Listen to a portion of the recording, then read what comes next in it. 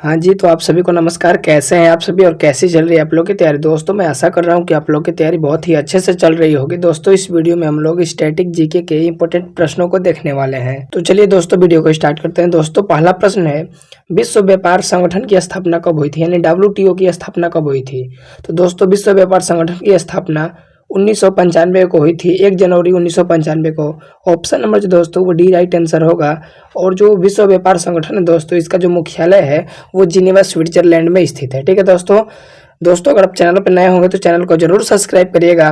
और मैं आशा कर रहा हूँ कि आप लोग करंट अफेयर्स का भी वीडियो देखते होंगे, तो उसको भी आप लोग देखा करिए, काफी फायदा होगा एग्जाम के लिए। अगला क्वेश्चन है दोस्तों, विश्व व्यापार संगठन का मुख्यालय कहाँ स्थित है? तो दोस्तों जिनेवा स्विट्जरलैंड में स्थित है। ऑप्शन नंबर जो दोस्तों बी राइट आंसर होगा। ठीक है, फाहियान भारत में किसके शासनकाल में आया था?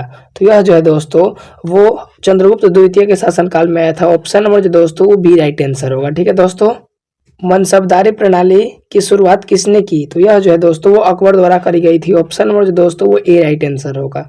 दोस्तों प्लीज आप लोग चैनल को सब्सक्राइब करिए। आप लोग सब्सक्राइब नहीं करते हैं, वीडियो देख के और चले जाते हैं दोस्तों, ऐसे में हम लोग का भी जो है उम्मीद टूट जाता है। तो आप लोग जरूर इसको लाइक करिए, कमेंट करिए और शेयर जरूर इस वीडियो को किया कीजिए आप सभी। एलोरा एवं एलिफेंटा के स्थल किस काल से संबंधित है? तो यह जो है दोस्तों वो राष्ट्रकूटों से संबंधित है। ऑप्शन नंबर जो दोस्तों वो सी राइट आंसर होगा। डोडा बेट्टा की चोटी कहाँ स्थित है? तो डोडा बेट्टा की जो चोटी है दोस्तों वह नीलगिरी पहाड़ियों पर स्थित है। ऑप्शन नंबर जो दोस्तों वो बी राइट आंसर होगा। और दोस्तों बहुत ही इंपॉर्टेंट क्वेश्चन है, डोडा बेट्टा निम्नलिखित में से किस पर्वत श्रेणी की सबसे ऊंची चोटी है? तो यह जो है दोस्तों वो नीलगिरी की है। ऑप्शन नंबर जो दोस्तों वो डी राइट आंसर होगा। दोस्तों बजट शब्द की उत्पत्ति बैगेट शब्द से हुई है। बैगेट एक डैश शब्द है, तो यह जो है दोस्तों वो फ्रेंच शब्द है। ऑप्शन जो है दोस्तों बी राइट आंसर होगा। ठीक है दोस्तों, बजट शब्द की उत्पत्ति फ्रेंच शब्द बागेट से हुई है, जिसका मतलब होता है चमड़े का थैला। स्वतंत्र भारत का पहला केंद्रीय बजट किसने प्रस्तुत किया? तो यह जो है दोस्तों वो आर के सन्मुख चेट्टी ये किए थे। ऑप्शन जो है दोस्तों वो डी राइट आंसर होगा। निम्नलिखित में से किसने भारत का केंद्रीय बजट सबसे अधिक बार प्रस्तुत किया? तो यह जो है दोस्तों मोरारजी देसाई जी किए हैं। ऑप्शन जो है दोस्तों सी राइट आंसर होगा। दोस्तों मोरारजी देसाई ने वित्त मंत्री रहते हुए 10 बार बजट पेश किया था। मोरारजी देसाई ने साल 1959 से लेकर 1964 तक के बीच लगातार 5 पूर्ण बजट और एक अंतरिम बजट पेश किया। ठीक है दोस्तों, और इसके बाद उन्होंने 1967 से 1969 के बीच 4 बजट पेश किए। सरदार सरोवर परियोजना कहाँ स्थित है? तो यह जो है दोस्तों वो नर्मदा नदी पर स्थित है। दोस्तों सरदार सरोवर बांध जो है गुजरात के केवड़िया गांव के नर्मदा नदी पर बना हुआ है। ठीक है, भारत का संविधान कब लागू किया गया था? तो दोस्तों भारत का संविधान जो है वो 26 जनवरी 1950 को लागू किया गया था। ऑप्शन जो है दोस्तों बी राइट आंसर होगा। भारत में राष्ट्रीय विज्ञान दिवस कब मनाया जाता है? तो यह जो है दोस्तों 28 फरवरी को मनाया जाता है। और दोस्तों आज जो है राष्ट्रीय विज्ञान दिवस है। हीरे की चमक का कारण है? दोस्तों जो हीरे हैं वो प्रकाश की पूर्ण आंतरिक परावर्तन की वजह से चमकते हैं। ऑप्शन नंबर जो दोस्तों वो डी राइट आंसर होगा। दोस्तों मैं आपको बताते चलूं कि जो प्रकाश होता है एक प्रकार का ऊर्जा होता है। ठीक है, और दोस्तों किसी भी वस्तु को हम लोग प्रकाश की सहायता से ही देख पाते हैं। ठीक है दोस्तों, प्रकाश के परावर्तन के 2 नियम है दोस्तों, और प्रकाश के अपवर्तन के भी 2 नियम है। ठीक है दोस्तों, हीरे का जो अपवर्तनांक होता है वो 2.42 होता है, ये भी आप लोग याद रखिएगा। ठीक है दोस्तों, शहद में मौजूद शर्करा का नाम है? तो दोस्तों शहद में जो मौजूद शर्करा होता है मेरे प्यारे दोस्तों उसका नाम है लेवुलोज। ऑप्शन नंबर जो दोस्तों वो ए राइट आंसर होगा। ठीक है दोस्तों, काफी इंपोर्टेंट है दोस्तों। एक विशेष प्रकार का कार्बोहाइड्रेट डैश है जो केवल जुगाली करने वालों द्वारा पचाया जा सकता है? तो दोस्तों यह पचाया जा सकता है सेलुलोज। ऑप्शन नंबर जो दोस्तों वो डी राइट आंसर होगा। और मेरे प्यारे दोस्तों एक बात याद रखिएगा कि जो जुगाली है दोस्तों जब पशु करते हैं तो उनके मुंह से मीथेन गैस निकलता है। ठीक है दोस्तों, काफी इंपॉर्टेंट है, याद रखिएगा। दोस्तों धान के खेतों में से कौन सी गैस प्रचुर मात्रा में निकलती है? तो मीथेन निकलती है। और दोस्तों बायोगैस जो होता है दोस्तों उसमें भी कौन सा गैस प्रचुर मात्रा में पाया जाता है? तो दोस्तों वह पाया जाता है मीथेन। ठीक है, काफी इंपॉर्टेंट है, इसको जरूर याद करते चलिएगा। भारतीय संविधान में राज्यों का एक संघ की अवधारणा किससे लिया गया है दोस्तों?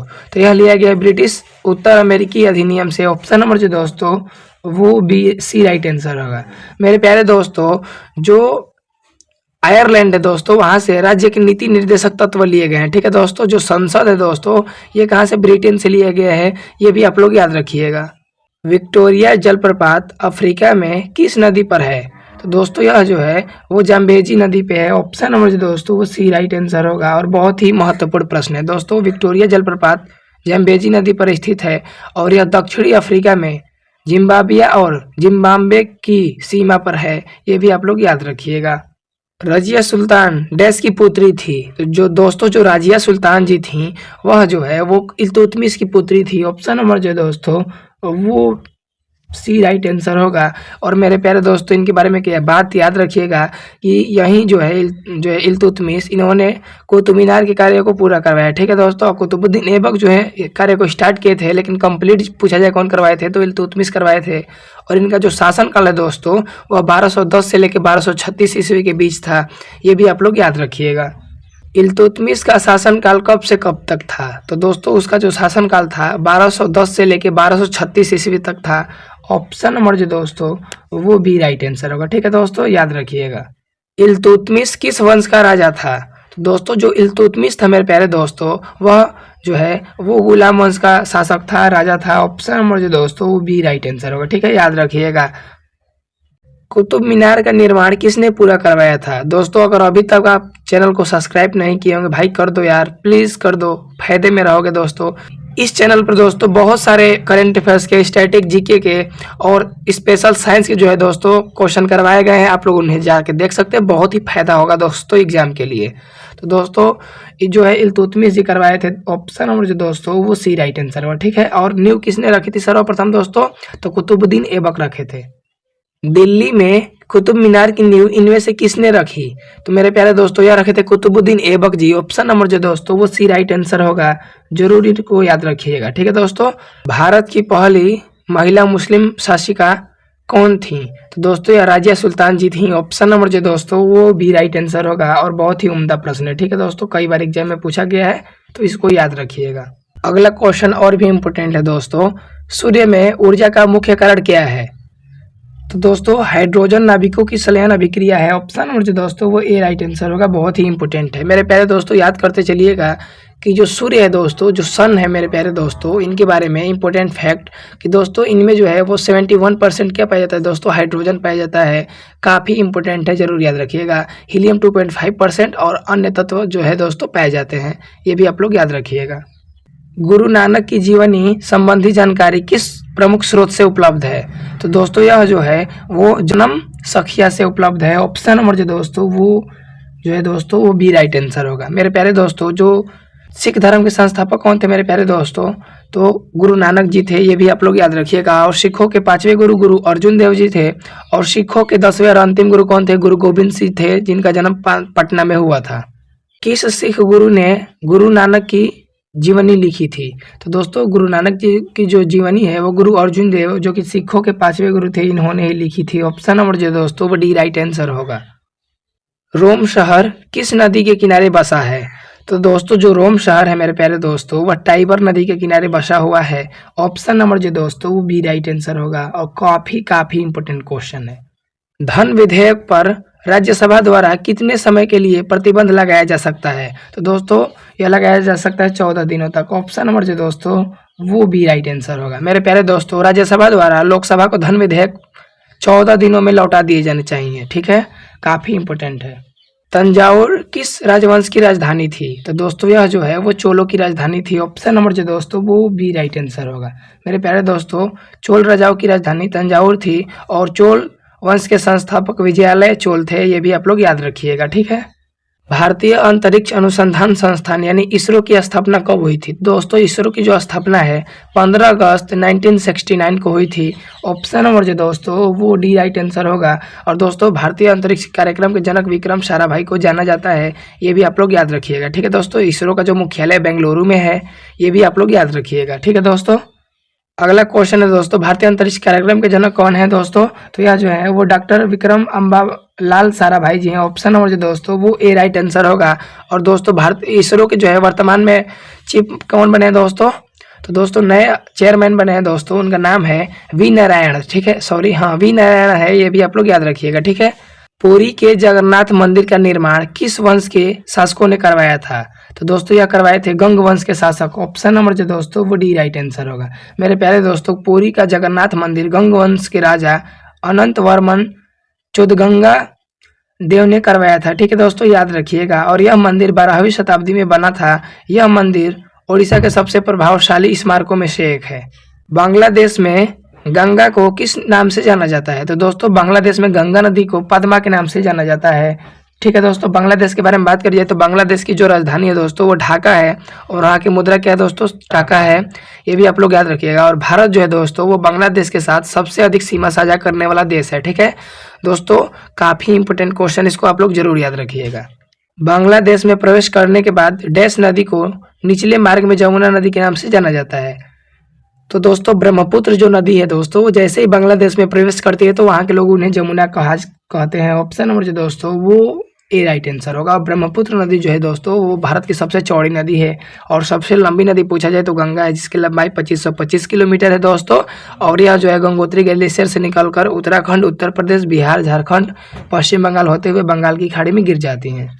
बांग्लादेश की निम्नलिखित नदियों में से किसे बराक नदी के नाम से जाना जाता है? तो दोस्तों यह जाना जाता है सुरमा नदी को। सुरमा नदी को दोस्तों वो बराक नदी के नाम से जाना जाता है। ठीक है, याद रखिएगा। ब्रह्मपुत्र नदी बांग्लादेश में क्या कहलाती है? तो दोस्तों जो ब्रह्मपुत्र नदी है वो बांग्लादेश में जमुना के नाम से जाना जाता है। ऑप्शन नंबर जो दोस्तों वो भी राइट आंसर होगा। और जो गंगा नदी है दोस्तों उन्हें किस नाम से जाना जाता है? आप लोग कमेंट बॉक्स में बताइएगा जरूर, अभी ऊपर में बताया हूँ। निम्नलिखित में से कौन सा एक जुड़वा शहर नहीं है? जुड़वा शहर दोस्तों नहीं है तो दुर्गापुर और आसनसोल ये जो है दोस्तों जुड़वा शहर है।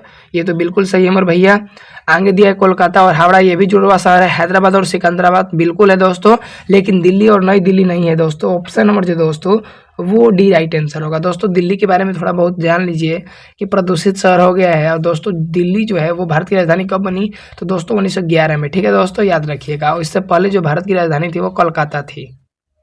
जुड़वा शहर कौन से हैं? तो दोस्तों जो जुड़वा शहर है मेरे प्यारे दोस्तों वो हैदराबाद और सिकंदराबाद है। ऑप्शन नंबर जो दोस्तों वो सी राइट आंसर होगा। भारत में पहली बार जनगणना कब हुई थी? तो दोस्तों भारत में पहली जनगणना जो है साल 1872 में हुई थी। ऑप्शन नंबर जो है दोस्तों वो बी राइट आंसर होगा। और उस समय दोस्तों भारत के जो वायसराय थे लॉर्ड मेयो थे। ठीक है, जिनका दोस्तों आगे चल के 1872 में ही पोर्ट ब्लेयर में हत्या कर दी गई थी।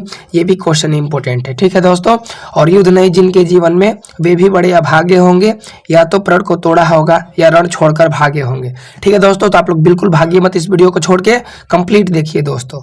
1872 में लॉर्ड मेयो भारत के वायसराय की डैश में हत्या कर दी गई थी। तो दोस्तों पोर्ट ब्लेयर में इनकी हत्या कर दी गई थी। ऑप्शन नंबर जो दोस्तों वो ए राइट आंसर होगा। और दोस्तों बहुत बहुत इंपॉर्टेंट प्रश्न है, क्षुद्र ग्रह किन कक्षाओं के बीच पाए जाते हैं? तो दोस्तों क्षुद्र ग्रह जो है दोस्तों वो मंगल और बृहस्पति ग्रहों के बीच पाए जाते हैं। ऑप्शन नंबर जो दोस्तों वो बी राइट आंसर होगा। और दोस्तों जो मंगल ग्रह है इसे लाल ग्रह कहा जाता है, ये भी इंपॉर्टेंट है, इसको जरूर याद रखिएगा। और जो बृहस्पति है दोस्तों सौर मंडल का सबसे बड़ा जो है ग्रह है। ठीक है, आप लोग इसको जरूर याद रखिएगा दोस्तों, काफी इंपॉर्टेंट है।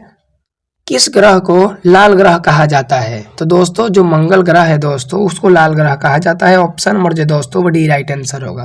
दोस्तों मंगल ग्रह को लाल ग्रह कहा जाता है। इसकी सतह पर आयरन ऑक्साइड के कारण यह लाल रंग का दिखाई देता है। ठीक है, बहुत ही इंपॉर्टेंट है दोस्तों। मंगल ग्रह की सतह का रंग लाल क्यों होता है? यह किस रासायनिक यौगिक की अधिकता के कारण जो है लाल होता है? दोस्तों अगर फिर से मैं बोल दूं दोस्तों को इस वीडियो को कंप्लीट देखिएगा, बहुत ही मजा आने वाला है दोस्तों। तो यह जो है दोस्तों आयरन ऑक्साइड की वजह से यह लाल दिखाई देता है। ऑप्शन नंबर जो दोस्तों वो भी राइट आंसर होगा और काफी इंपॉर्टेंट है दोस्तों। तुलबुल परियोजना किस नदी पर है? तो दोस्तों जो तुलबुल परियोजना है मेरे प्यारे दोस्तों वो जम्मू कश्मीर में झेलम नदी पर बनी है। ऑप्शन नंबर जो दोस्तों वो बी राइट आंसर होगा। बहुत ही उम्दा प्रश्न है दोस्तों। जो वुलर झील है भारत की सबसे बड़ी ताजे पानी की झील है, ये भी याद रखिएगा, और जम्मू और कश्मीर में स्थित है। ठीक है दोस्तों, बाबर की आत्मकथा बाबरनामा की रचना डैश में हुई थी। तो दोस्तों यह बाबर की आत्मकथा है, बाबर ने इसे तुर्की भाषा में लिखा था। ठीक है दोस्तों, ऑप्शन नंबर जो दोस्तों वो ए राइट आंसर होगा। और दोस्तों एक बार पुनः बता दूं कि बाबरनामा जो है दोस्तों वो बाबर की आत्मकथा है, और बाबर ने इसे स्वयं तुर्की भाषा में लिखा है। ठीक है, खुद ब खुद लिखा है, तो ये भी आप लोग याद रखिएगा। अंतर्राष्ट्रीय महिला दिवस कब मनाया जाता है? तो दोस्तों अंतर्राष्ट्रीय महिला दिवस हर साल 8 मार्च को मनाया जाता है। ऑप्शन नंबर जो है दोस्तों वो भी राइट आंसर होगा। और मैं दोस्तों बता दूं कि यूनाइटेड नेशंस ने 8 मार्च 1975 को महिला दिवस मनाने की शुरुआत की थी। ये भी इम्पोर्टेंट क्वेश्चन है, उम्दा प्रश्न है दोस्तों, जरूर याद रखिएगा। और जो 28 फरवरी है दोस्तों, उस दिन हम लोग क्या मनाते हैं? विज्ञान दिवस मनाते हैं। और 2 फरवरी को विश्व आर्द्रभूमि दिवस मनाते हैं। और 20 मार्च को विश्व गौरैया दिवस मनाते हैं। तो ये भी आप लोग याद रखिएगा। प्रकाश वर्ष किसका मात्रक है? तो दोस्तों जो प्रकाश वर्ष होता है मेरे प्यारे दोस्तों, वो दूरी का मात्रक होता है। और एक प्रकाश वर्ष बराबर 9.46 × 10⁻15 मीटर होता है। ये भी याद रखिएगा। और दूरी मापने की सबसे जो बड़ी इकाई होती है दोस्तों, पारसेक होता है। ठीक है, ये भी इम्पोर्टेंट है। मानव शरीर का सामान्य तापमान कितना होता है? तो मानव शरीर का दोस्तों सामान्य तापमान 98.6 डिग्री फ़ारेनहाइट होता है। ठीक है, फ़ारेनहाइट में दोस्तों 98.6, और वहीं डिग्री सेल्सियस में पूछा जाए तो 37 डिग्री सेल्सियस होता है। ठीक है, ऑप्शन नंबर जो दोस्तों वो डी राइट आंसर होगा। आप लोग जरूर याद रखिएगा, बहुत ही इंपॉर्टेंट क्वेश्चन है। भारत के अंतिम मुगल बादशाह कौन थे? तो दोस्तों यह थे बहादुर शाह जफर। ऑप्शन नंबर जो दोस्तों वो ए राइट आंसर होगा। दोस्तों बहादुर शाह जफर भारत के आखिरी मुगल सम्राट थे। वे उर्दू के जाने माने शायर भी थे। ये भी आप लोग याद रखिएगा। और इनको दोस्तों रंगून में जो है दोस्तों इनको मौत का घाट उतार दिया गया था। किसने भारत छोड़ो शब्द को प्रतिपादित किया है? तो दोस्तों भारत छोड़ो आंदोलन का नारा महात्मा गांधी और यूसुफ मेहर अली ने दिया। ठीक है दोस्तों, महात्मा गांधी ने करो या मरो का नारा दिया, जबकि यूसुफ मेहर अली ने भारत छोड़ो का नारा दिया। ठीक है दोस्तों, ऑप्शन नंबर जो है वो सी राइट आंसर होगा, यूसुफ अली मेहर। ठीक है दोस्तों, काफी इंपॉर्टेंट है। हालांकि कई एग्जाम में जो है दोस्तों महात्मा गांधी दिया होता है, जो कि डू एंड डाई का नारा दिए हैं, करो और मरो का। ठीक है, और भारत छोड़ो का जो है दोस्तों वो यूसुफ मेहर अली दिए हैं। काफी इंपॉर्टेंट है दोस्तों। और भारत छोड़ो आंदोलन जो है दोस्तों 8 अगस्त 1942 को जो है दोस्तों स्टार्ट हुआ था। ये भी आप लोग याद रखिएगा। एंजाइम रासायनिक रूप से क्या होते हैं? तो दोस्तों जो एंजाइम होते हैं वो प्रोटीन होते हैं। ऑप्शन नंबर जो दोस्तों वो डी राइट आंसर होगा। और दोस्तों प्रोटीन सबसे ज्यादा अंडे में होती है। ठीक है, इसके अलावा सोयाबीन, मछली, मांस, दालें, पनीर, दही और बादाम में भी होती है। ये भी आप लोग याद रखिएगा दोस्तों, बहुत ही इंपॉर्टेंट है। दोस्तों मैं पुनः आप लोग से बोल दूं कि दोस्तों आप लोग चैनल पे नए होंगे तो जरूर सब्सक्राइब करिएगा मेरे प्यारे दोस्तों। और करंट अफेयर्स का वीडियो मैं आशा कर रहा हूँ कि आप लोग देखते होंगे। बहुत ही दोस्तों इंपॉर्टेंट प्रश्न लेके मैं आता हूँ। ठीक है, तो उसको जरूर देखा करिए, काफी फायदा होगा। हमारे सौरमंडल का सबसे चमकीला ग्रह कौन सा है? तो मेरे प्यारे दोस्तों यह है शुक्र। ऑप्शन नंबर जो है दोस्तों वो भी राइट आंसर होगा। दोस्तों शुक्र ग्रह सौरमंडल का सबसे चमकीला ग्रह होता है और यह पृथ्वी के सबसे नजदीक का ग्रह भी है। ये भी आप लोग याद रखिएगा। दोस्तों आप लोग को पता होगा कि जो पृथ्वी है इसको हम लोग क्या बोलते हैं मेरे प्यारे दोस्तों? नीला ग्रह बोलते हैं। ठीक है, और शुक्र को जो है दोस्तों सुबह का तारा या शाम का तारा भी कहा जाता है। ये भी आप लोग याद रखिएगा। दोस्तों जो शुक्र है यह पृथ्वी का जो है बहन या जुड़वा ग्रह भी इसको कहा जाता है। काफी इंपॉर्टेंट है दोस्तों, इसको आप लोग जरूर याद रखिएगा। दोस्तों जो सौरमंडल है इसके खोजकर्ता कौन है? कोपरनिकस जी हैं। और ग्रहों की गति के नियम के प्रतिपादक कौन है दोस्तों? केपलर महोदय हैं। ये भी आप लोग याद रखिएगा। सौरमंडल में जो है दोस्तों कुल 8 ग्रह हैं और प्लूटो को अगस्त 2006 में ग्रह की श्रेणी से बाहर निकाल दिया गया था। ये भी इंपॉर्टेंट है, काफी इंपॉर्टेंट है, इसको भी आप लोग याद रखिएगा। नीला ग्रह किसे कहा जाता है? तो मेरे प्यारे दोस्तों पृथ्वी को नीला ग्रह कहा जाता है। पृथ्वी की सतह पर पानी की भरपूर मात्रा होने के कारण इसे नीला ग्रह कहा जाता है। ऑप्शन नंबर जो दोस्तों वो ए राइट आंसर होगा। मेरे प्यारे दोस्तों मैं आपको बता दूं कि संपूर्ण पृथ्वी पर 71% जल पाए जाते हैं, इसलिए जो है दोस्तों पृथ्वी को नीला ग्रह कहा जाता है। ये भी आप लोग याद रखिएगा। बिंदुसार एक महान राजा के पुत्र थे। तो दोस्तों बिंदुसार जो है वो मौर्य वंश के राजा थे। वे मौर्य साम्राज्य के दूसरे शासक थे।